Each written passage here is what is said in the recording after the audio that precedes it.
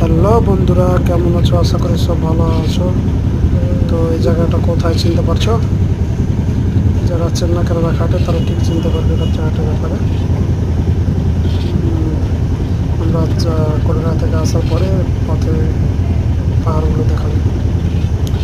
এত ভয়ঙ্কর হয়ে আছে ভাই, পড়ার কথা না। ভাই 12টা বাজে আর এই অবস্থা পাহাড়ে না বইটা আছে, পুরো অন্ধকার হয়ে গেছে।